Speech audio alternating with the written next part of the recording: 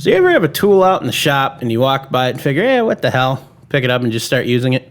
Randomly use a tool? Well, not randomly, like a project you're going to work on, but you figure you're going to work on another part of it that day, and then you end up doing something totally different because the tool was out. So you're saying like I walk through the shop and I just see like a crescent wrench sitting there, so I just grab it and start wrenching on something? Essentially, yeah. In my case, it was a welder. Okay, I'm not really following you. No. So I was in the garage, was it last week, a couple days ago, something like that, and the welder was out. You know, I had it all hooked up, and I was welding some plates together, and I'm like, Trying to make like one big turkey plate for Thanksgiving or something? No, I was putting two patch panel pieces together. All right. And I looked down and I figured, you know what? The paint's cured long enough. I could probably get the floor welded in pretty quick. So I figured, what the hey? So I put it in about an hour, I had the entire rest of the floor in Project XJ done. Well, very cool. Well, on the passenger side. I still got the other half of the Jeep. So you weren't planning on doing some welding, but you did some welding. I was planning on doing about a 2.5-inch strip of steel and ended up doing the entire other front patch panel. Well, it's good. It's motivation, man. Oh, yeah. It just happened to be out and rolled with it. Well, speaking of rolling with things, you want to talk about some bodywork today? I could probably keep up with that, yeah. All right, let's do that. Sounds good.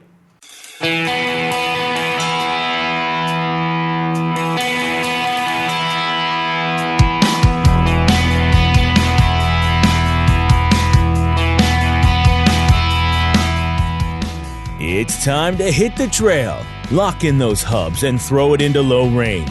Because you are listening to Wheelin' with Keith and Johnny Orange, broadcasting from the Thin Line Off-Road Studio. They're here to talk about 4x4s, trucks, and everything to do with enjoying the great outdoors. Buckle up. Here's your hosts, Keith and Johnny Orange. So, John, I was looking at 4x4 Talk, and I think it was 4, or did you just text me the pictures? This last week's been a fog. I understand. You showed me some pictures of Project XJ and the floor. Yes. Yep, that was after I just kind of had my out-of-nowhere motivation to work on it. Was that on 4x4 Talk on Facebook? Or? Yes. Yep. Oh, okay, it was on there then. I may have sent you a picture, too, in text, but I know that overall it was in there for sure. So are the floors done in Project XJ now? The passenger side is, which is a huge step because there's one patch panel left in the back by the rear wheel well. But with a leaking fuel tank, I am not going to do that. Just pull the fuel tank out and weld it all up. Well, I will, but I'm going to wait till I get the other side caught up, and then I'll cut the tank out and then do the last couple patches. So is that like the majority of your Project XJ updates right now? Right now, yeah. I harvested the muffler for it from the Wrangler, too.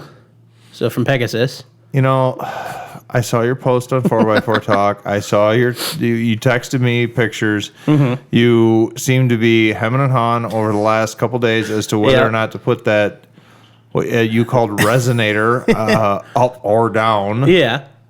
I did end up going down with it. So I think you saw, I don't know if you got the follow-up video of it. Yeah, I did. You put a stack on your Jeep. Yeah, with the flapper. Oh, my God, John. Okay, well, all right. I'm not a fan of stacks on anything except for like semi-trucks. Generally, I'm not, but this actually solved quite a few problems. Because you're too lazy to bend the pipe? Kind of. No, so I've had this really, really loud clanging noise in the back of the Jeep. Something I just never noticed while driving down the road when I had the rear seat in, but I took that out. So you put a louder exhaust on it so you don't hear the clanging noise? It's actually quieter. Oh. I couldn't believe it. It's way quieter than before. All right. So I needed the muffler from it for Project XJ. The existing exhaust on that thing actually touched the starter, so I've cooked through 2 or 3 starters since I started. Hang on. You've completely lost me at this point. Are you telling me that you pulled the muffler off of Pegasus to put on Project XJ, and then you took the muffler off of Project XJ and used it on Pegasus? No. Oh. I took one muffler off of Pegasus for Project XJ. How many mufflers were on Pegasus? 1. Okay. And then this stack I bought off a Facebook Marketplace last weekend for $20. Stainless, It was a patch pipe the guy used for some car exhaust system. Okay. So I repurposed it, cut the one end off, put a flapper on it, and made it into a stack on Project Pegasus. All right. I mean, it's unique. I'm going to give you that. Oh, yeah. It's different. I'm still going to make fun of you. Oh, that's fine. That's fine. And I'm going to tell you, when we get that thing up the mounds and you get that into the hills and you start twisting it around, you are going to bend that thing or you're going to break it off. I'll give it some scratches. I don't think it'll do anything else. It's pretty solidly mounted. Doesn't matter how solidly mounted it is. When a tree is more solid. True. We'll see what happens. All right. I don't know, man. Doing this, so like I said, it gets rid of the clanging noise from the rusted out tailpipe. It gets all the heat off the starter, so I hopefully won't be cooking those anymore. Excuse me. It actually gets rid of an exhaust leak, pretty bad exhaust leak that I had under the hood. So now you just dump the exhaust onto the hood. It's above the Jeep. And then it actually does increase ground clearance. I don't know. We'll see what happens. That's the passenger's problem, not my problem. Oh my God, John. No, it's far enough above and offset out just enough. It should be okay. We'll see what happens. I think you need to get rid of that flapper. No. And you need to put one of those rubber chickens on the end of it. So, like, you ever seen what? that? I haven't, no. You've never seen where someone puts, like, a rubber chicken or on the end of a stack, and so, like, it inflates and it goes, whoa! Oh, God, I would have to find that. Yeah. Do they make one that's heat tolerant? I don't know. Apparently it works. I've seen it on videos. Just give me some bad ideas. Yeah. Anyways, so that's your project updates. I guess we're kind of rolling right into our 4x4 news section is what we're doing, right? I suppose. Sure. Okay. I don't have any project updates with the exception of we've inherited another project. Oh, really? Yeah. So my brother, who was a sponsor of Wheels in the Woods, as you know. Jeff. Yeah, Awesome. Jeff. He has a '08 Chevy extended cab 4x4 Silverado. Ooh. I think it's a Z71. I could be wrong there. But he had a pretty nice truck, high miles, but pretty nice condition. So it's only 11 years old. Mm-hmm. And his kid was cut off in traffic, and he ended up guardrailing it. Oof. And it still runs and drives fine, but the passenger fender, the passenger door, and the passenger side of the bed are all pretty banged up, and it needs a tail light and a wheel, but the truck still runs and drives. Nice. And he gave it to my kid for his first vehicle. Oh, cool. So we're going to go over the next couple days, week, with everything going on. We're going to pick it up pretty soon. We're going to trailer it back because of the cracked wheel. Yeah. Because we need to get a wheel for it. But he's got no money into it now, and the kid's got a little part-time job already. Nice. So he's going to have to learn the fine art of bodywork to. Oh, that's fun. Yeah. Looking at the picture so far, I think we're going to be looking at a passenger front fender replacement there. Mm-hmm. But I think we might be able to teach him a little bit of banging out dents on the door, because I think the door is salvageable. That works. So we'll find out there. Nice. And the bed, we're not going to go buy a whole bed for it. So he's going to also learn how to use some hydraulic jacks and some whatever we need to use to try to straighten the bed a little bit. Fun. I'm making it sound worse than it really is. It's just cosmetic. Mm-hmm. I mean, he could drive it as it is if you put another taillight and a wheel on it. But have you taught him the trick of the rattle can job? Rattle can job? You just spraying over the dents and rust? Yeah, exactly. Hide most of it. Well, yeah, there you go. So I already told him we could change the color if he wanted to. I mean, if he wanted to spray the whole thing like flat black or something, I support that decision. I love flat black. Yeah. It's my favorite color. I actually think that era of Chevy truck looked pretty good in flat black, too. They got a neat. Is that the one with the quad headlights or just the two? No, it's got two, but they're the big. Because you got to remember, we're talking pretty new. This is an '08. Oh, so right. I'm thinking older. Yeah, this has got the big composite headlights in the front of it. Gotcha. But anyway, I think it's and the interior's mint. I think it's a perfect vehicle for a first vehicle. What color is it vehicle. now? The typical Chevy red? It's like the old man tan. Oh, okay. Yeah. Nice. Not bad. It's got a set of fender flares that look like bushwhackers, but they're not. They're like Chinese rip-off bushwhackers. I've seen a few of those. So It makes it hard when you're trying to sell genuine bushwhacker flares and everybody's buying the El Cheapos. yeah, exactly. Sucks. But so yeah, I mean, and so we had talked today about getting Preston on the podcast to talk about, you know, some of his plans for the truck. But I think he actually, as you know, he had an event he had to go to right now. So I'm thinking that we'll get him on here pretty soon once he starts to get some experience getting his hands greasy. Sounds good. Bodywork, his hands a little dusty with... Dusty, yeah. First and foremost, the biggest thing I would recommend he get, some sort of respirator or dust mask. Yeah. I don't use one, and I regret it every time. Well, you know, they're cheap enough. You can go get one at Harbor Freight or something. Yeah, I know. I really should. Because I've noticed... What do you like walk in and you're like, oh man, it's $16. That's like 4 beers. Nah, I just don't. I just use what's there. So. Or 2 cases of Natty Light or something. Yeah, I mean... But 2 cases of Natty Light goes a long way when you're working on the Jeep. So you've been doing body work most all week, right? Yeah. An exhaust the last couple days. Okay. Yeah. Well, I guess if this is a body work episode, we need to kind of talk about some do's, some don'ts, some tips and tricks. You know, obviously body work is a Do very wear a breathing mask. visual thing. Yeah. Do not wear a breathing mask. Those dust masks that you buy for like home renovation work are not adequate for any sort of paint fumes or anything like that. They're not, but if you're grinding, cutting, sanding, they'll definitely help keep the dust out of your face. Yeah, and they will. that's probably the biggest issue that I have.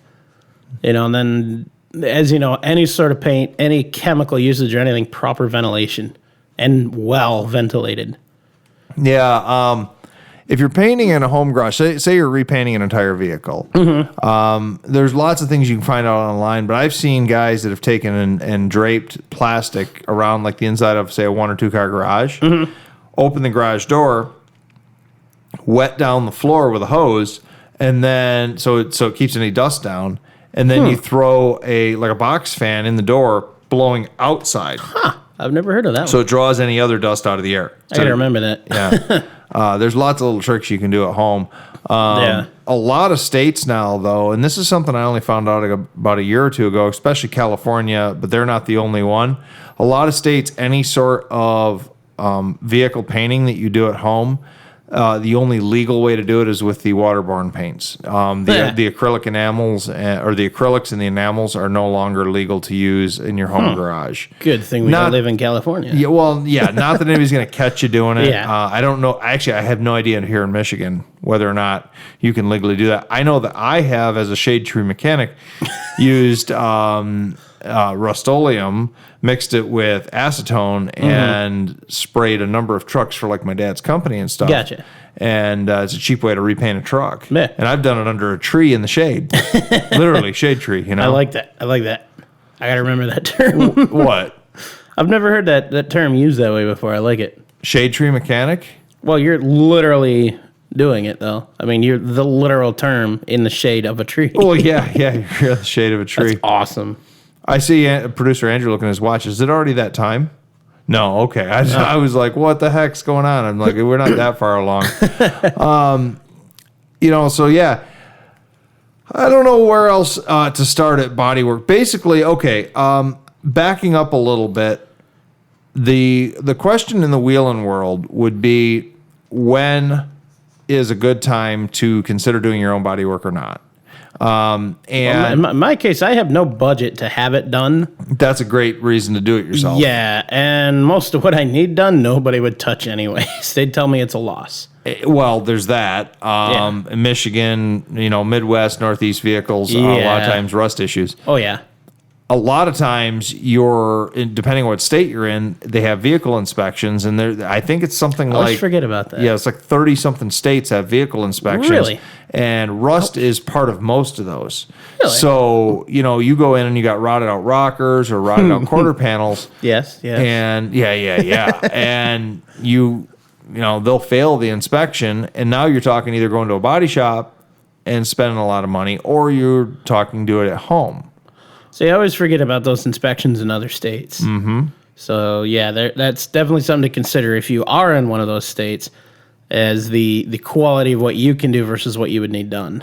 Well, you see, and that's one of the questions that people have to think to themselves is if this rig is a trail only rig. You know, as far as I know, there's no states that do dent inspections. So if you've got smashed up or warped sheet metal, it's not a big deal. But if it's rotted out, it is a big deal. Yeah.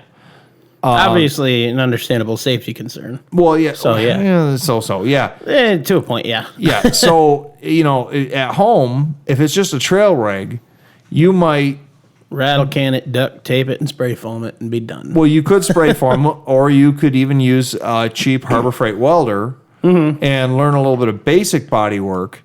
You know, I will say this. Everybody knocks Harbor Freight quality on everything. So my very first welder that I ever had was a little 90-amp Harbor Freight flux core MIG welder. That thing has gotten me so far, it's not even funny. Did you get that from me? No. My parents got me for Christmas one year, actually. Oh, okay. And the very first thing that I made with it was some. I as you know, I cook outdoors a lot, so I modified one of my grills. Yeah. And made a whole bunch of different upgrades and modifications to it using that welder. And even on on the Pegasus project, that welder came in handy more times than I care to admit. Well, it's better than not having one. And absolutely. They work fine on sheet metal. I've used one of those flux cores. That was my first welder was an arc welder. My first MIG welder, which was not really a MIG welder, it was a flux core welder. It was an old Harbor Freight Chicago Electric one as well. And I did a little bit of sheet metal repair myself. I think I did a floor pan in a truck or something with it. And it was, I wouldn't call it clean. They're handy. Oh, no, flux core is never clean. No. It's handy. Yeah. You know, it's essentially a wire feed arc welder at that point. That's true. And, you know, doing all the tack welds on the Pegasus project, you know, this past couple days, that's what I used. Yeah. You know, rather than drag the big MIG welder out, roll the tank over, hook it up, get everything to look good, for a tack weld, it's perfect. Okay, this might be a good point to talk about. Even with tack welding, especially using a flux core on sheet metal. Yeah. But all forms of MIG welding or even TIG welding on sheet metal, a lot of folks don't, you know, if you're doing the outside of the vehicle, so you're doing the cosmetic exterior, the outside of a fender, the outside of a door, people will take the time to surface prep it, grind it down, make it all pretty, and before they paint it. And so you never know that the weld was ever there. Yeah. When people are doing floor pans, body braces, you know, things like that, they tend not to do that. Yeah. And one big mistake that I have seen a number of wheelers make over the years, and I made this mistake early on working on vehicles, is to do the welds and then just paint over them, because they're like, oh, well, the welds are there and I don't care. They're under my carpet or they're whatever. And they throw some paint over and they think it's good enough. A lot of those welding processes have chemicals in them that will eat the paint and cause rust issues almost immediately. So you do need to grind, smooth out, or wire wheel it at the welds before any sort of painting or anything like that. A lot of them too, especially flux core or arc welding, which you can absolutely do body work with both. It's a little more of a learning curve. Body work with it. Well, okay. It can be done. It's not 1949, John. No, I mean, it can be done, but it's... it's not practical. So assuming you're MIG welding, assuming you're doing it on a budget with a flux core welder, sure, you need to make sure to get that flux up. Yeah. You know, that flux is there to protect the weld while you're doing it. Once you're done, you know, it's in the way. It's extra space. It'll crumble, you know, if you touch it just right. And if you just paint over that, now you step on it, it's going to shatter. Now, guess what? You can build up moisture in that little pocket, which is just going to increase all that rust that you just worked all that time, spent all that time and money, you know, eradicating. Yeah, yeah. So proper preparation is number one.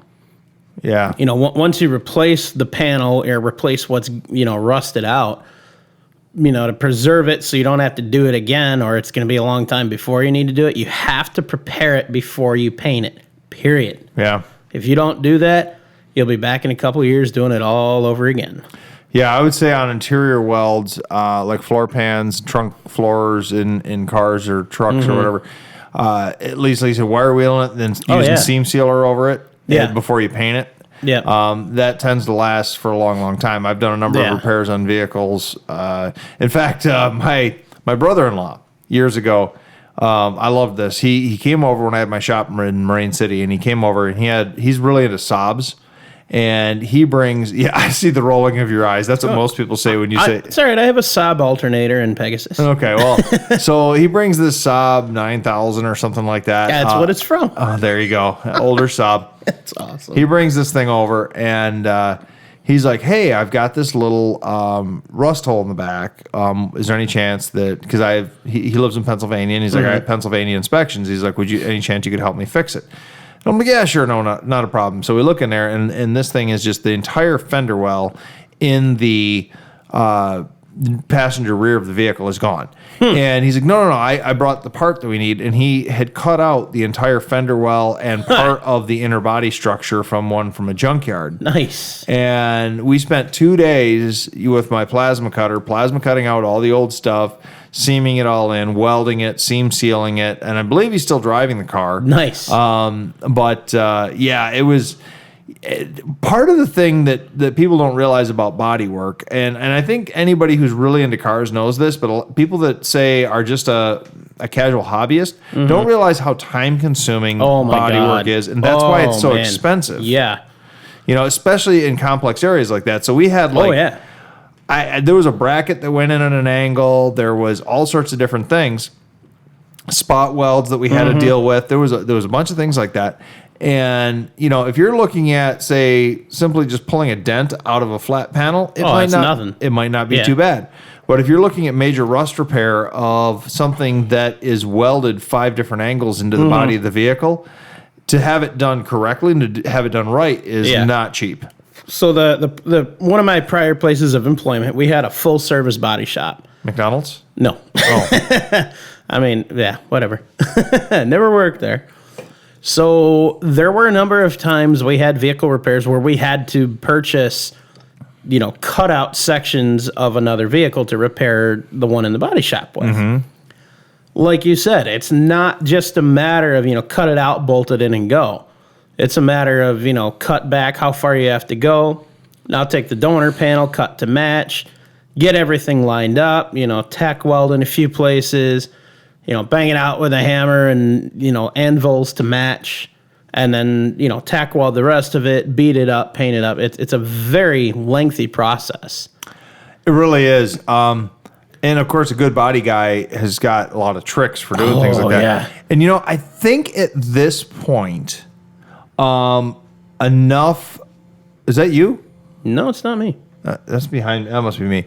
I think at this point, for those who don't know what's going on, someone's phone's buzzing. Yeah, and we're all looking confused. Exactly. I think enough. Over 7 years has gone past, so the statute of limitations has expired. Always fun where this is person that I am going to refer to, which I'm not going to say his name, is since deceased, and I believe he's been deceased for about 7 years. So, okay. This whole thing, I don't know how much you know, but I only realized this as an adult later on. That when I was a young man, right out of high school, I worked at a chop shop. Oh, nice. Didn't know at the time I was working at a chop shop. Nice. I thought I was working at a body shop. I know you worked at a body shop. At least that's what you told me. It was still a body shop, but things happened in there that always made me question. I mean, there's a chance that these were legit, but I'm going to tell you this one story, and I'll never forget this. And this was the first time I ever used a plasma cutter. Before you get into that, I don't know if we are about due for a break here. So how about we hold off just a minute? We'll come back and go over that in a minute. All right. Okay. Have you heard the good news? Now there's a local paper that people just can't seem to get enough of. It's the Thumbprint News. The Thumbprint News is free and full of interesting stories that focus on what's important in our lives. Stories that touch on this area's rich history, unique places, and the diverse cultures and people. You'll be in the know when you read the Thumbprint News. Go to thumbprintnews.com and read the paper online for free today. Welcome back to Wheelin' with Keith and Johnny Orange. Just before the commercial break, Keith was about to tell us a story involving the statute of limitations. Yeah. Okay. All right. So I'm not involving. Yeah. There you go. So I'm a young man at the time. I'm 19, 20 years old. That was a long time ago. Yeah. I'm apprenticing at a quote unquote body shop. Okay. They did do Bodywork for hire, but this is the first time I ever got to use a plasma cutter. Ooh. I still haven't used one. And you never used mine? I thought you used mine. Nope, never. Oh, okay. It's funny. I have one. Well, I don't have the power for it, so I've never used it. Well, I'd been working there for, I don't know, maybe a month. Okay. And the guy that owned the body shop was known for going to various auctions and things like that. And he would buy wrecked cars and he would fix them up. And then he had a little lot out in front of the body shop and he would sell them. And people knew that these were... I know a few customers from past places of employment that did that. Yeah. And this was, but people, that is one thing people knew, that these were wrecked cars that had been rebuilt and whatever, and they were fine with it. He would sell them pretty cheap. These were just, beaters with a heater kind of thing, Nice. And, no AC. Yeah, depends on the car. So, he goes to an auction and he comes back with a maybe 2-year-old at most, so almost brand new Cadillac Eldorado that had been rear-ended so severely that the trunk is almost in the back seat. God, that's what happened to my old Lincoln. Yeah. Oh, I remember seeing that video. Yeah. That was sad. So, this thing is really, really rear-ended, really bad. And so I'm like, what are we going to do? He's like, well, we're going to fix it. We're going to sell it. And I'm thinking, man, the parts for this thing be real expensive. It's almost a brand new car. He's like, oh, I got this. The next day after this, totaled out Cadillac shows up, I come to work. I come in and there is what I would call a brand new, same model style, but really close. I mean, Cadillac Eldorado, perfect condition, running and driving vehicle, same color, everything, sitting there in the body shop. And I'm like, okay. And I knew he hadn't fixed the other one because it's still sitting out in the parking lot. And I'm like, so I walk in, I'm like, oh, what's with this car? And he's like, we're going to use it for parts. And I'm like, but this car's fine. And he's like, yeah, fire up the plasma cutter, cut it at the C-pillars, cut it across the floor, pull the interior out, pull the entire back half of this car off. Okay. And so that's what I did for the day. I literally cut a pretty much brand spanking new Cadillac Eldorado in half. That sounds like fun. And had this back half. And then I'm like, what do we do with the rest of the car? Now, mind you, it's a running and driving car that's almost brand new. He's like, yes, cut up in pieces and throw it in the dumpster. And I'm like, okay. Exactly. It's not sketchy at all. No. So that's what we did. I think, if I remember right, a guy we worked with took the engine and trans home, but the rest of it... I would hope someone would take at least the engine. Yeah, but the rest of it all went in the dumpster, and we take this rear-ended one into the body shop, we cut the back of it off, and we seam these two cars together, and you would have never known this car had ever been wrecked. Nice. And I'm like... So what you're saying is the place did great body work. Oh, yeah. He could when he wanted to, but I'm like, why are we not just using the good one? The good one, And he's like, I don't ask questions, just do your job. And I'm just like, okay. All right. So, I was probably an accomplice, but at the same point, I was an employee. So I don't know, man. I think there's a legal thing around that. I could be mistaken. I don't like you know. said, it's been long enough. It's been we're talking almost 20 years ago now. And and there was a couple more instances that happened like that over the years. Not a lot, but just enough for me to question the legitimacy of some of the things that happened there. Well, I'll say this. Thankfully, where I was, everything was legit by the book, all legal, registered, recorded, and all that good stuff. So we never had anything like that. Yeah, no, nothing like that. No. I mean, no, I've questioned some of the places I've gotten parts before. Well, yeah. I know the place I got an engine hoist was, it was a good price. We'll leave it at that. Yeah, there you go. Before we keep talking about body work, we should probably, finish out kind of we probably finished out No, we didn't finish out 4x4 news. Not quite. I don't have anything. You don't have anything? Okay. Not off the top of my head. I don't have any major 4x4 news. I have very minor news that this is more of I wouldn't call it museum news. I would just call it 4x4 news that kind of like is wheeling news that crosses over. Okay. So I'm at the museum the other day, and the winner of the Yeti cooler from Wheels in the Woods came in to pick it up and cool. her Christmas walk tickets, and she visited for a little bit. And we're talking, and she's like, "Oh, I've been listening to the podcast. It's really good." And I'm like, "Oh, thank you very much." And she gave me what I'm still deciding if it's a compliment or not. Okay. She said, "You guys are really easy to listen to." She says, "You obviously know each other, like each other." And I'm like, sometimes. And that's what these barley pops help. She's like, she's like, "You guys are easy to listen to because you obviously have this rapport." She's like, "You're pretty much like listening to Dave and Chuck the Freak." I love it. So okay, you love it. So I'm like, I don't know. We're gonna compare it to Dave and Chuck the Freak. I think that's a great compliment. You're the freak then. I'm Dave. No. Oh no, I got the longer name. Oh, okay. That's true. You're the Keith to the Dave. I'm Johnny Orange to Chuck.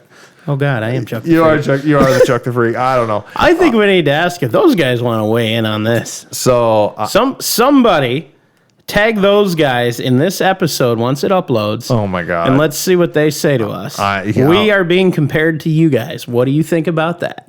We can't compare to them. Those guys have been doing it for 20 years. They're way better than we they're listened to. Well, of course, they're listened to worldwide as well because they take their episodes to podcast, which I listen to them sometimes via podcast. I'm not up early enough in the morning, unfortunately, right now to listen to them. But hopefully that'll change soon. I do like listening to them. I love their it. show's pretty good. But Dave and Chuck the Freak are actually headquartered out of Detroit, but they are listened to in Boston, Miami, Canada. They're listened to all over the place. My absolute favorite radio talk show, without a doubt. Yeah, they are pretty good. Oh, yeah. So getting compared to them, I love it. I don't know. I think it's pretty good. But we should make a sticker. Keith wheeling with Keith and Johnny Orange, like listening to Dave and Chuck the Freak. Yeah, we're like Dave and Chuck the Freak light. Oh. I don't know. Our topic is completely different than them, but very true. So, in either case, I'm curious to know what they think. Yeah. Oh, I doubt we're going to get that feedback. I do too. But so yeah, that would for 4x4 talk. That would be kind of the all I've got right now. Museum minutes. The Mora is continuing to build. All the numbers are coming in from Wheels in the Woods. It was definitely a profitable event. We really appreciate everybody that was involved there. Awesome. That'll definitely go a long way to helping us, make the museum better for sure. There is some talk right now with the building owners that I think is going to be some pretty exciting news. I think that we are going to maybe get a little bit of a workshop area for some of our projects, and as well as preservation of some of the museum vehicles. I like that. We're gonna see. But all developments for the future. I think there's going to be some expansion opportunities coming pretty soon. So that's pretty exciting. Cool. But that'd be about it for. Oh no, there is. And producer Andrew's got some homework here. Ooh. Maybe we can get these on Facebook and Twitter soon enough. But at Wheels in the Woods, a gentleman, Bill Norris, who you interviewed, gave us a stack of calendars. Oh, yes. And they are awesome. Pardon me. Yeah. I just lost my voice. They're awesome calendars. They're vintage Jeeps, flat fenders, vintage FCs. I got to pick one of those up still. Really cool calendars.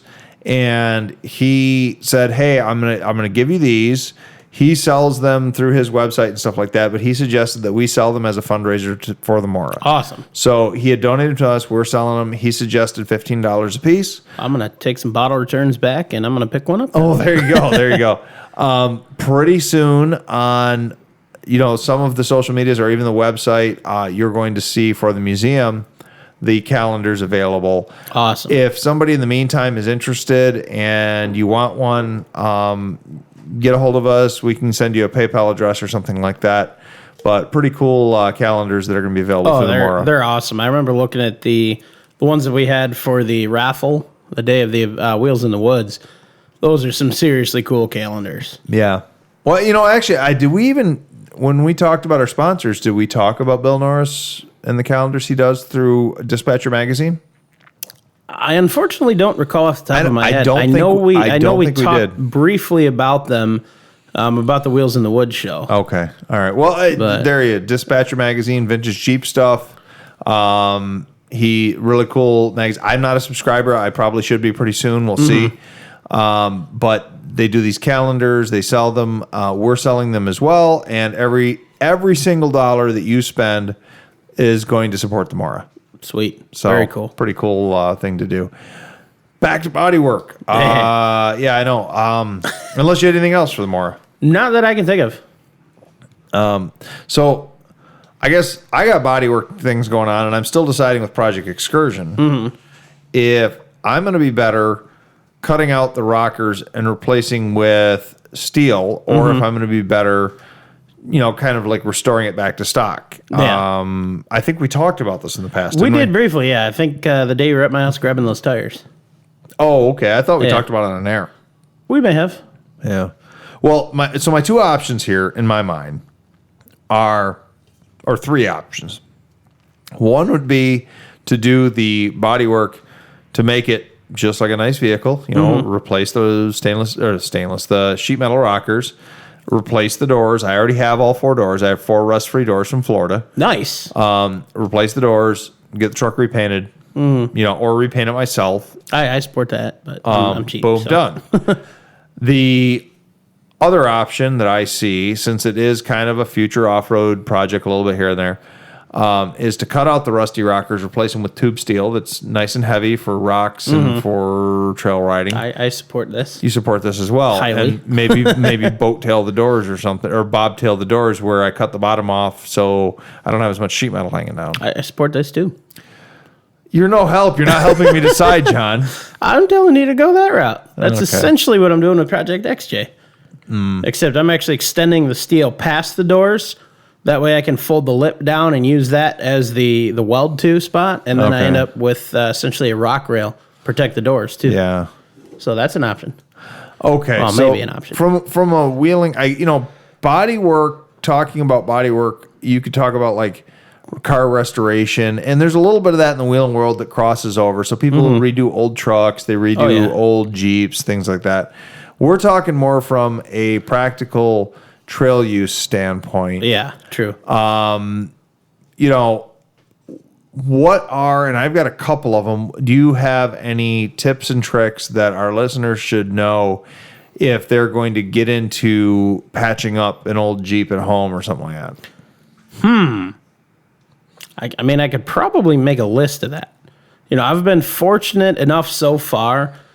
All the bodywork I've been doing has been flat steel. Very minimal curves, bends, and angles that have to be formed into the quote-unquote replacement pan. Sure. But you can look, I think Sherman sells a lot of them. They're probably the biggest name in the industry that I know of. Or like LMC Truck. You can get a lot of replacement panels. So if your rust is really bad, XJ floor, TJ floors, truck floors, cab corners, rocker panels, stuff like that, you can actually get the full-blown, replacement panels that you can cut to fit and use them. True. So if you have something that's got a lot of complicated bends, curves, and corners, do it. Save the time, the amount of time that you're going to spend trying to form that to fit when you could just buy it and be done with it. Trust me, just buy it. Fair point. Stephanie's Chevy tractor project, her little Chevy Tracker, but we call it Chevy Tractor. We talked about that in a previous episode. When we got it, it had been T-bone. Passenger side rocker had been pushed in about 4 inches. Yeah. I spent the better part of over evenings after work, over a week or two, let's say 20 man hours. Put a lot of time into this. Oh, yeah. Maybe 20 man hours into trying to push that rocker out and get it back straight again. Yeah. I finally got to the point where I said, this is a losing battle. I plasma cut the rockers out, bought replacement rockers, welded them all in. I should have just done that from the beginning. And how long did it take you to do that and weld them in? I had the rockers all welded in within 2 hours. So just for a little sense of scale here, again, my prior place of employment, the body shop labor rate was, if I remember correctly, about $40 an hour at the time. Okay. So do the math on how much time and money you would have saved to just buy it. Well, yeah, I mean, I Be can't done. say that start to finish it was 2 hours after grinding the welds and painting Even everything. if it was 5 hours. Yeah. Even if it was a quarter of the time, though, you've saved 15 hours of labor time on it. That's true. That's very So true. if it's a lot of complicated metal work, just buy it. I'll give you that. It saves you so much time. Just trust me on this one. I will make a caution there, though. They make a lot of products out there that are essentially caps Yes. to go over rusted areas, Yeah. either glued or welded at the seams. Mm-hmm. Those are okay, but you need to remove not only the rust behind them, Absolutely. but all the extra metal. Yes. You never want to sandwich two pieces of sheet metal together. No, it's going to rust out twice as fast. Twice as fast. With a year or two, you're gone. So anytime you have those cab corners, caps, rocker caps, Yeah. just cut out everything that's there. Leave Yeah. about a half an inch around the seam. Yep. Then glue it in, or preferably weld it in. Yeah, one thing I use, and it's expensive. There's other ways around it. I use an alternative route, but a weld-through primer. So bare minimum, if you're going to have a couple pieces of metal that overlap, in my case, the XJ floor, where I'm plug welding to the torque rail, you have about an inch to 2 inch overlap on that rail. Mm-hmm. So I go through and I paint the underside with a weld-through primer. That way, you can burn through it, but it won't burn all the paint off. That way you still have some protection underneath it. Does it really not burn the paint off? Because I've never used weld-through primer. I've seen it. If you follow the directions properly, it doesn't. But I'm a guy. So have a few drinks and then read the directions. Oh. How about I have Stephanie do it? Or that. Just have her read the directions. There's probably a YouTube video for it. Right. No, it goes back to any time you're doing any sort of paint work, you want to properly prepare it. Yeah. And that's one of the things. You need to prepare the metal for the primer. You need to wait for it to dry. Don't do it when it's wet. I got you. So you're always prepping and then wait.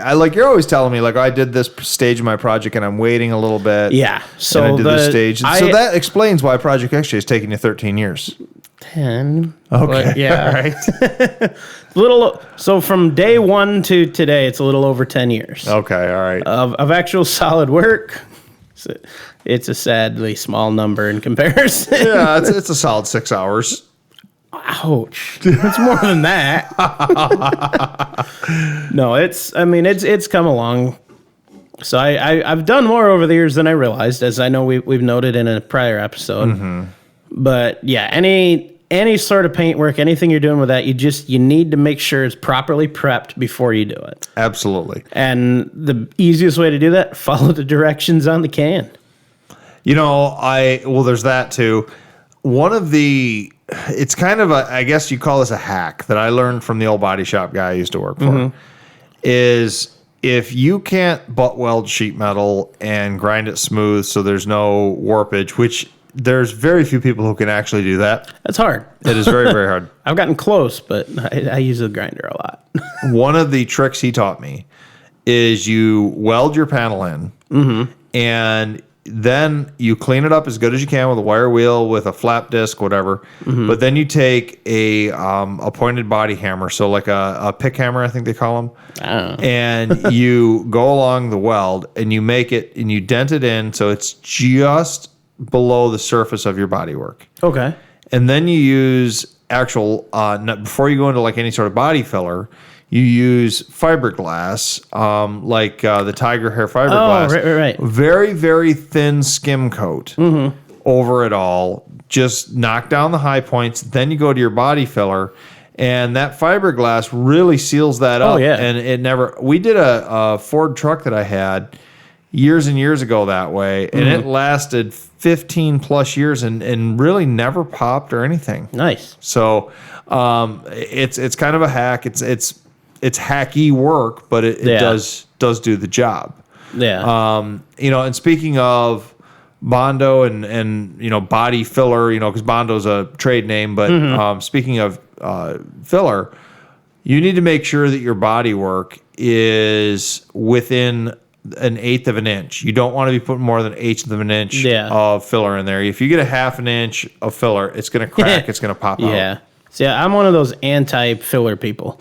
Yeah. But I'm also not running a show quality rig. Exactly. What I'm doing, it's meant to look mean. It's meant to look rough around the edges and function. Well, Weldon smoked street signs and license plates. I had a stack of, legally you can't own those things. So we'll just say I had a stack of strangely painted sheet metal that I was going to do that with. Oh, okay. And I thought that'd be cool, because that way anytime anybody went underneath, it's like, oh, that's what that is. I've done it. But I opted not to do that, because I had some nice heavy gauge steel anyways that I purchased from a mutual friend of ours years ago to use as my floor patches. Gotcha. So that's what I'm using. And it's a lot thicker, heavier duty steel than what the factory was. So yes, it's going to add a little bit of weight, but it's going to last a long time, and I shouldn't need to reinforce any of the floor mounts or anything like that. Gotcha. Well, tell you what, let's take a quick break, John. When we come back, I got some redneck bodywork stories of things I've done in the past. Do you want to hear about them? Oh, yeah, I love it. All right, let's do that. Hey, it sounds like it's time to swap out that old engine for something better, John. Yeah, man, but I have so much into my trans and transfer case set up already. I don't want to change those too. Sounds like you need to call Quick Draw Brand Adapters. They specialize in conversion bell housings for nearly all diesel and gasoline engines, including the new 2.8R Cummins. I like weird engines, though. I want something different. Then you definitely need to visit QuickDrawBrand.com today. They have those hard-to-find parts. They also have used diesel engines available. You can call them at 513-446-9654. Cool, I'll do that. See what they have. Thanks. And we're back. John, before we get back into some of my redneck bodywork stories, I just thought over break of a little bit of 4x4 news or wheeling news that we didn't cover. And I don't know that it's really like news, but I want to send a couple of shout outs and a couple of thank yous out there. Yeah, okay. First of all, I guess let's just wrap it into one. Mm-hmm. We did our last episode. Of course, we talked about my dad's passing. Yes. We talked about security. That has only been uploaded now for a little over 24 hours. Okay. I think today's 48 Wednesday, hours. So 48 hours. Yeah. Since that episode uploaded, I have had half a dozen people contact me through Facebook or through sending me an email, and one person through a text that happens to have my personal number with their condolences. Wait, that's not publicly known? So. It wouldn't take much to figure it out, I'll tell you that. But I've had through text and, like I said, through Facebook and through one email, folks send their condolences or their thoughts and things like that. And because they heard it on Wheelin'. Oh, wow. And I don't want to name names because I know sometimes that's private for people and things like that because none of these people were looking for any sort of recognition or shout out. Yeah.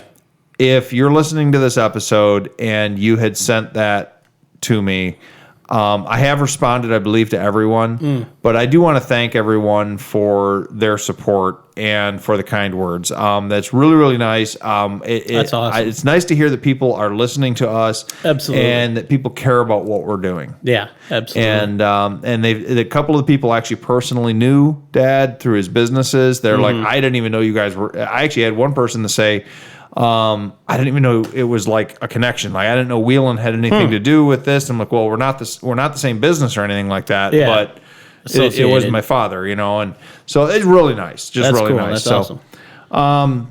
But back to bodywork and our.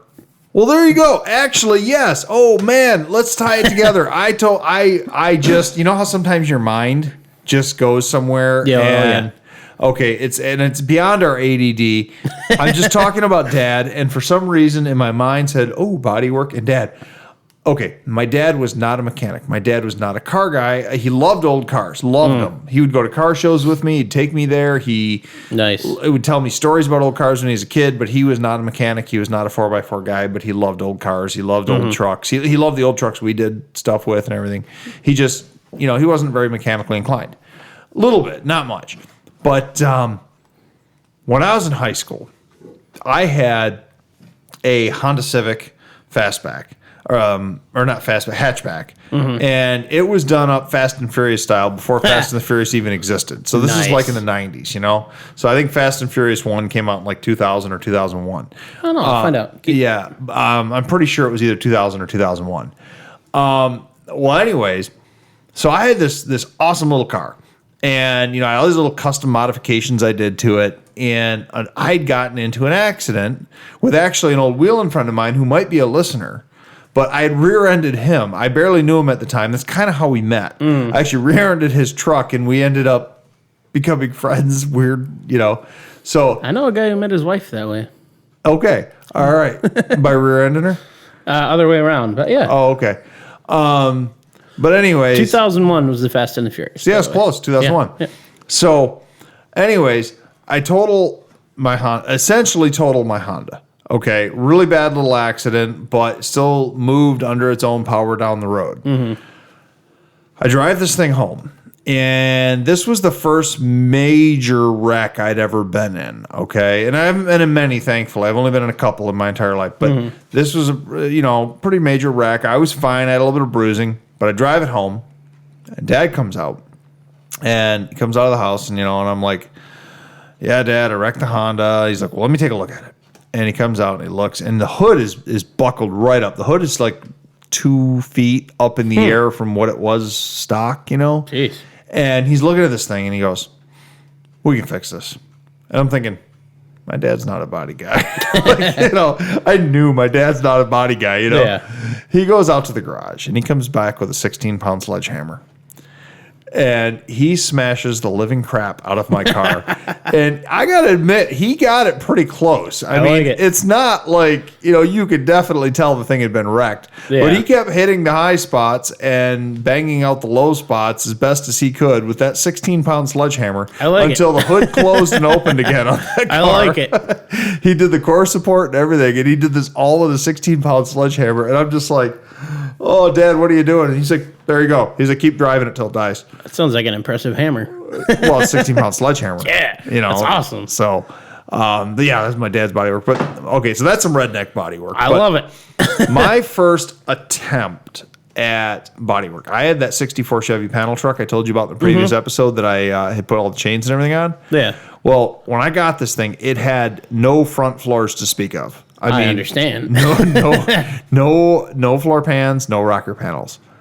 I am this broke kid. You going to college? I got no money. Yep. I'm like, but I need floors. And sitting out at the farm was this old '78 Monte Carlo that had been sitting in the weeds forever, and we had picked it up as a parts car or something. I don't even remember. Engine came out for a dump truck. I don't even remember why it was there. But I'm looking at this thing, and I'm like, there's some sheet metal there. Oh, yeah. So I got the Sawzall out, and I cut the roof off the Monte Carlo. I flipped the roof upside down inside the truck.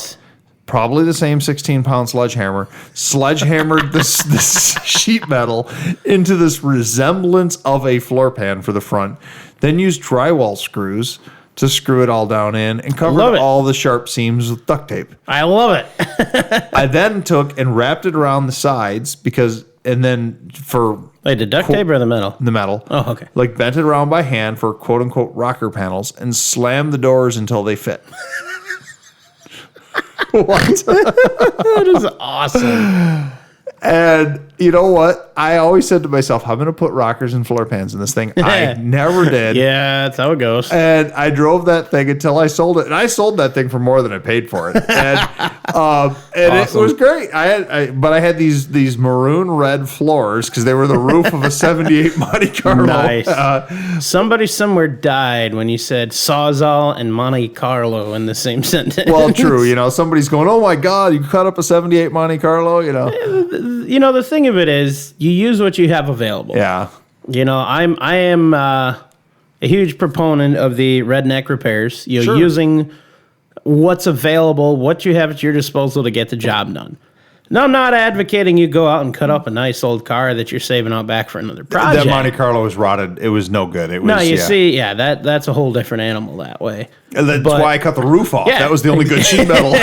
Exactly. You know, if you need metal, I've used pieces of hoods, pieces of fenders before to make other repairs. Heck, I used part of a dryer to make a patch for the floor in Pegasus. Well, okay, so I think I got you a little bit better on that one then too. My first wheeling rig that we've talked about in previous episodes, my 88 GMC Jimmy S15. Okay. The black one, right? The black. Well, that was the 2-door black one, not the 4-door black one. The 4-door black one was the nice one that had the 1-ton axles. Okay, so that's the one I've got the leaf springs from, right? Yeah. Okay, yeah. The previous incarnation, incantation, yes, the previous incantation, which is that the right word? No. The previous version. We'll go with previous version. Okay, the previous version. I can't think of the word either. This is going to Oh, bother my me. wheeling rig. My first wheeling rig was the one I cut the fender wells out and fit those bulb 33s on. It was a 2-door, 5-speed, 281. Well, anyways, I had the one I bought for $40. Nice. Floors were rotted out. I mean, the rockers were probably bad on it, but the floors were rotted out in the front. And I drove this thing home, and I peeled back, had vinyl floors, peeled back the floors, and I'm like, man, I got to do something. Same thing. This is probably 3 years before I owned a welder. And, you know, just didn't have the tools at my disposal to do anything properly. Yeah. So I'm looking at this thing, and my neighbor across the street starts walking out. They had like this, I wouldn't call it a barn. It was like a garage / barn thing. It was obviously like from the 20s or 30s that was behind their house.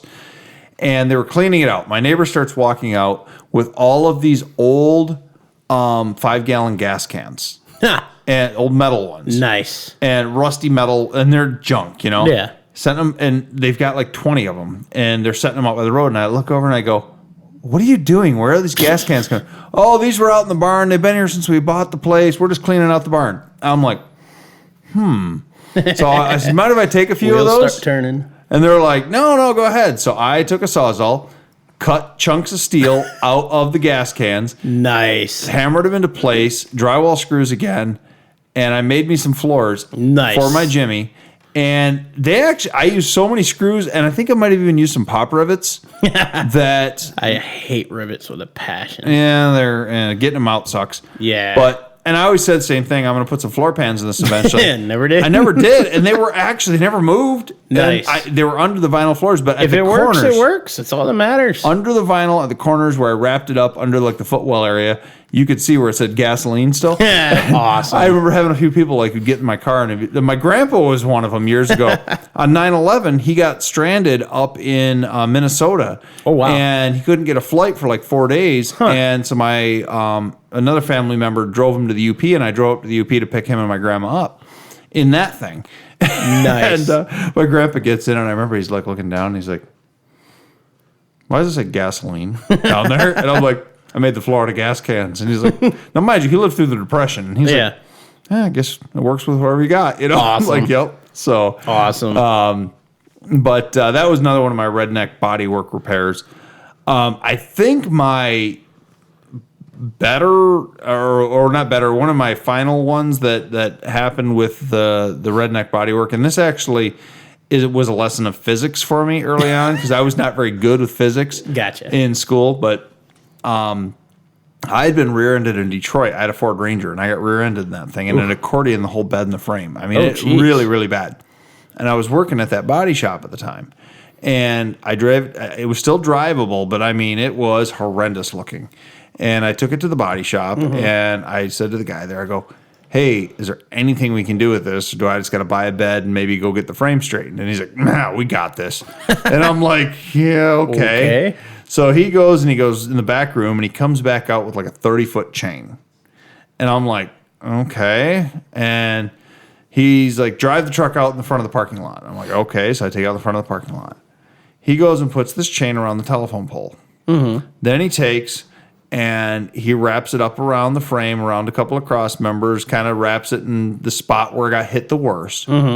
Gets in my truck, and just about floors it, dumps it in first gear, just ram, does this. Well, that's different. Does this like 4 or 5 times and manages to pull the bed and the frame back within probably a half an inch of where they were. That's impressive. And then he gets out, he unhooks the chain. He's like, there, you're all set. Yeah, he's like, you want it any further now? No, that's fine. How much did he charge you? That's the question. I probably had to buy him lunch that day. I probably did. I wouldn't be complaining. No, I know. But I mean, using the other Ranger I had, the one I wrecked in the Hot Rod Magazine Power Tour years ago. I've seen pieces of that. Yeah, the guy used a wrecker boom to pull the front end of it out. Awesome. So, but man, we got off on track here, didn't we? On Bodywork. But before we get back on track, so I have this was bothering me, so I looked it up. So your incantation of a different vehicle. Yeah, that's the wrong word. Yeah. Incarnation? No, interpretation. No, that's not the right word. No, I Googled version with a thesaurus. So it could have been adaptation, interpretation, rendition. Did I say incantation? You did. Incarnation. Look up I incarnation. don't think that's... Previous incarnation. Like if you're reincarnated, incarnation. I mean, It's a real word, I think. Yeah.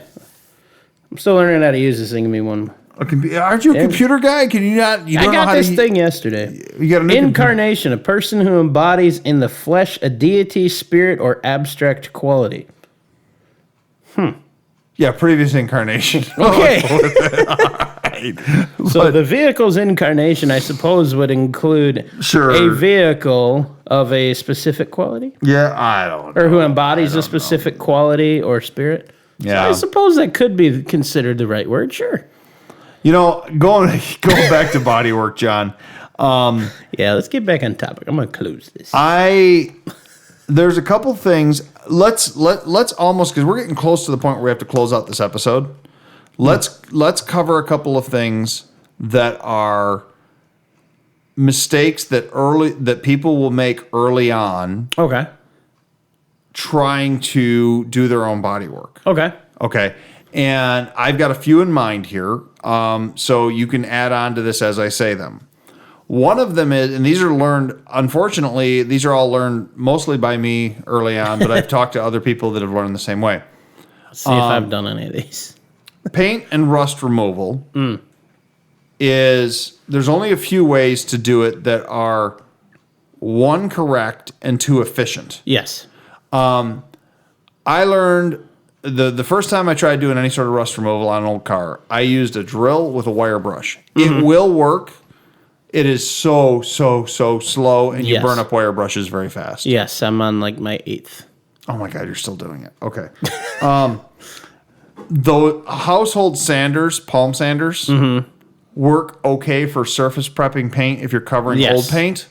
But if you're trying to strip a whole vehicle, you can pretty much buy stock in whatever sandpaper company it is because use liquid strippers. You can't sand all the paint off of a vehicle with an electric palm sander efficiently. No.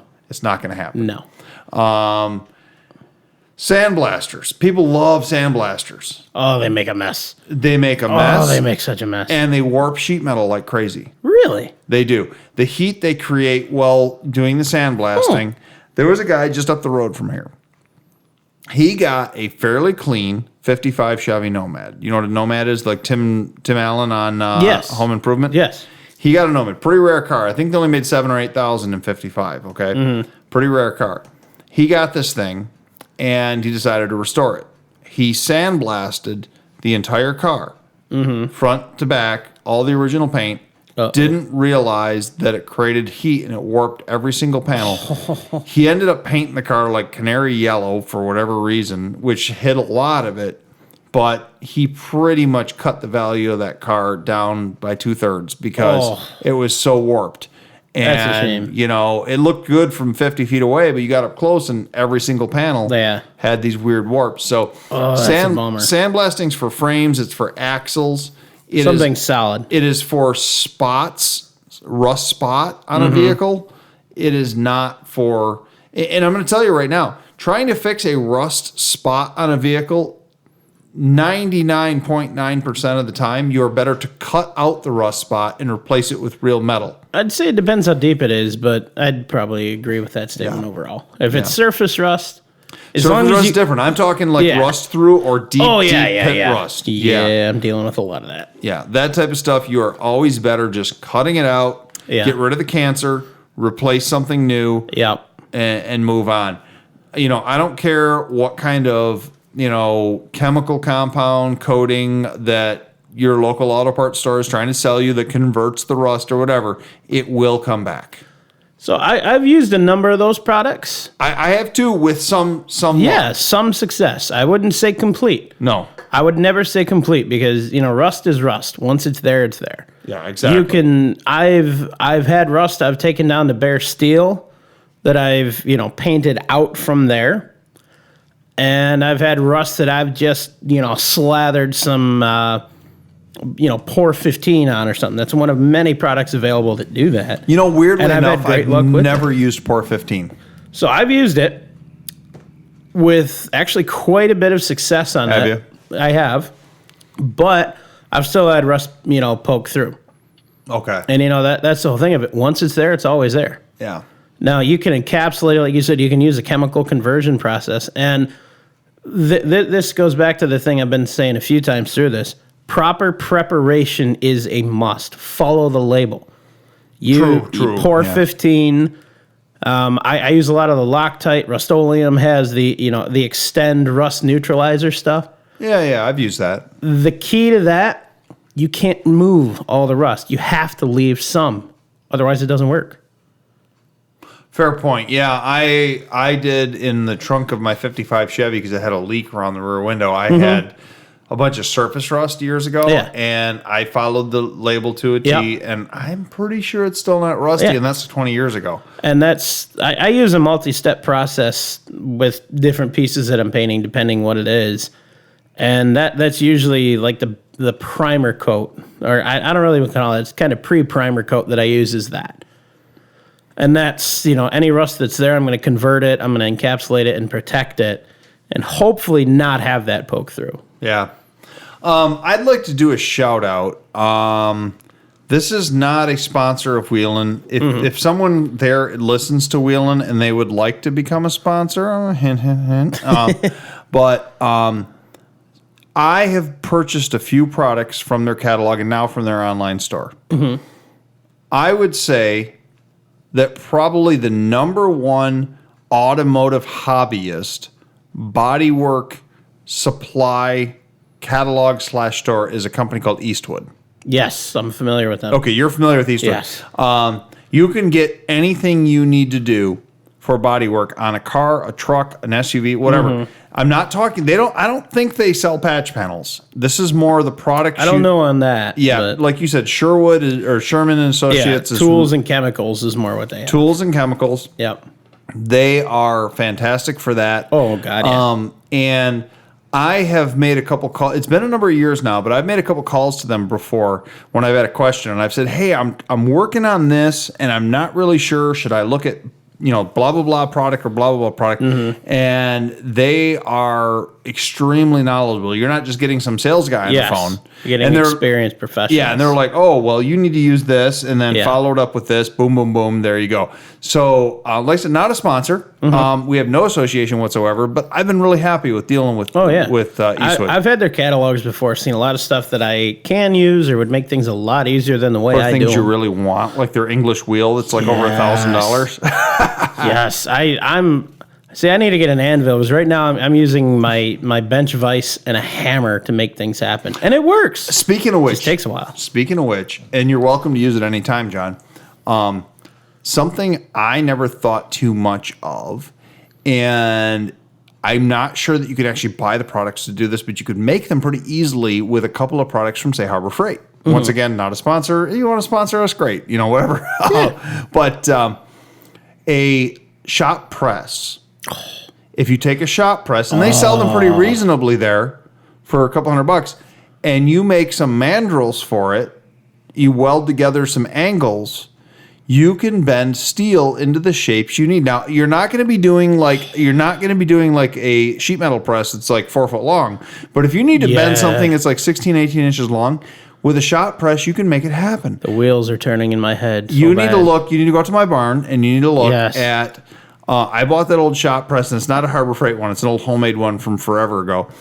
And I bought it from that motorcycle fab shop. Nice. And they gave me probably in the neighborhood of 30 or 40 mandrels that they had made for bending sheet metals into different shapes. You know, I almost bought the place I bought my trans jack, he had an old antique shop press, like a hand actuated one. Yeah, well, that's what I'm talking about. Yeah, like it's got a bottle jack on the top. Oh, no, this wasn't even that. This had a wheel that you spin down till it's close. Oh, I've seen those. And then a big lever. And I was this close to getting it, but I couldn't fit it in my Jeep that day. You need a bigger vehicle. Yeah. It was so rusted tight, though, I don't know if I could ever freed it up. But you know it's getting kind of dangerous that Preston is going to own a pickup truck now. Oh. Yeah, because I got a pickup truck at disposal now. Yeah, and you go a lot of places that I find stuff that I need and can't get to. Hey, producer Andrew's shaking his head. He's like, oh, they're going to drag more crap back to the wheel in studio now. Yeah, it's going to happen. Like, and I'm not going to apologize for it. So, actually, I want to do a whole episode about those trucks in the future and some of the history of them, the GMT 800 platform. But anyways, all right, dude.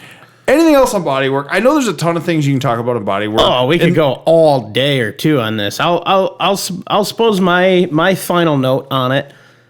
Regardless of what paint products you're using, what processes you're using, follow the directions on the can for preparation, for follow-up layers. If you're using a top coat, base coat, clear coats, whatever you're doing on top of that, follow the procedures. If it says don't use a latex, use an oil-based, top coat, do it. There's a reason it says that. I've had negative results not following directions because I thought I knew better. I didn't. And it cost me a lot more time and more money in paint because I had to strip everything off I put on it and then put all the new stuff on. Well, that's one of the things about paint compounds. And I bet producer Andrew, who knows a lot about flooring, would know that different types of paint and epoxies and things like that. Yes. Some are compatible and some aren't. Exactly. There's chemical reactions. Yes. Some work, some don't. Yes. Do your research before. If it says wait 24 hours before top coating, wait 24 hours. Wait 25. Mm-hmm. It's not something you want to... That's the process with the exhaust paint that I've been doing the last couple days here. You don't want to wreck it. You don't want to mess it up, have to rip it all apart, do it all over again. You want to do it once and let it be good for a while. Speaking of paint, John, can we finish this out on, because I know we're getting close to the time, can we finish this out on a little bit of a plug, but something that I just thought of? Mm-hmm. Speaking of paint, for the automotive hobbyist. Yes. A mistake I've made, and I've known at least 4 or 5 other automotive hobbyists that have made this mistake over the years, is the coatings they have used in their shop or garage floors. Okay. They have used paints or epoxies that are not compatible with automotive hobbyism. Things that burn easily with torching, or things that, if they spill a little bit of brake fluid or whatever, peel up easily. So, I'm going to do a plug here. Okay. And this is a free plug. I know right where you're going with this. You know where I'm going with this. Yep. MSC Floors out of Marysville, Michigan. If you have a question about what you need to do in your industrial shop, and, like we said, Greater Michigan, Ohio, Indiana area, and you're 5 states total, I think something like that. Yeah. If you want to put a floor coating in your shop, and this is not a residential thing as much because they don't do a lot of residential. But if you've got say you got a big car dealership and you want to have a coating on the floor that is going to withstand the type of work you do there, call MSC. Yeah. They were a big supporter of Wheels in the Woods. They do beautiful work. Absolutely. Call them and tell them, hey, this is the type of work we do, and they will inform you about the type of coating you need to put on the floor. Yeah, for sure. So they'd be the guys to call. So John, he keeps shaking his watch at us. Oh, I'm pretty sure we're way over time right now. John, You do your thing then, buddy. Thanks for listening, and have a good one, everybody.